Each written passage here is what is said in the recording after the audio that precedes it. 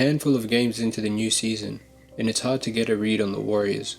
Some days they look like world beaters and looking like they can stick it to the best, and other times playing so bad that it leaves you scratching your head. After a quiet off-season that saw the Kuminga contract saga drag on well into October, and a few decent pickups of role players along the way, you would think it would have a negative effect on team morale and chemistry. But the Warriors didn't perform too bad in the preseason, going 3-2, and on opening night, from the jump, they looked a class above the LeBron-less Lakers, as not even a Doncic 40-piece could curtail the old boys, in a move that Kuminga started. And while he couldn't do much to stop the offensive freight train that was Luka, he played a solid game, finishing with 17 points to complement Curry's 23 and Butler's 31. But the real eyebrow raiser was his 9 rebounds and 6 assists, leading many in the Warriors faithful to believe that Kuminga had turned a corner. If you wanted to show the league that you're no easy beat, what better way to do it than on your opening home game of the year against the Nuggets outfit seen by many as a top 3 team in a stacked Western Conference. From the outset, it was a back and forth game. Aaron Gordon was running rampant, looking like pre-injury Clay. The Warriors didn't respect his jumper, and he ultimately made them pay, as the Nuggets took a 9-point lead into the main break. But of course, no lead is safe around with Steph Curry. In a massive turn of events, the Warriors were able to swing momentum, subsequently going on a 19-6 run to head into the fourth quarter only down 3 points. The Nuggets had a 7-point lead, but thanks to some late game brilliance by none other than the chef, the team rallied late as 30 hit the 3 that would send it into overtime, where the home crowd and Curry's late game heroics got the team home. Playing a back-to-back in another city after coming off such a grueling tug of war, the team could be forgiven for dropping the next game against the young and athletic Blazers team, who for whatever they lack in skill and shooting, they make up for in energy and tenacity. The Warriors somewhat steadied the ship,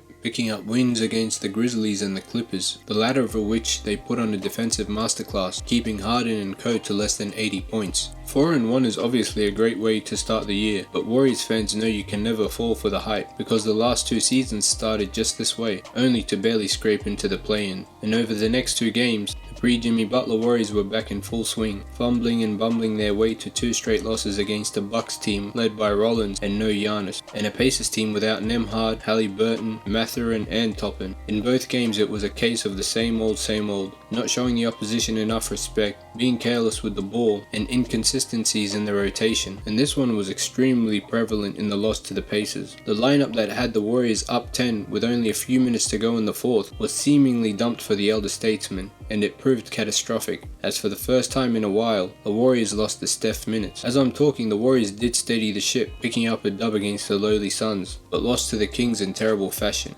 You just can't let Westbrook do you like that, even if you are missing your big 3, 2 of whom returned against the Nuggets, but it didn't mean much. From the jump, Denver were a class above, Murray having his way, Jokic calling the shots, and the rotations in hell once more. Promising 4-1 start quickly has us at 5-5, and with the hardest schedule out of anyone, the team must find something quickly.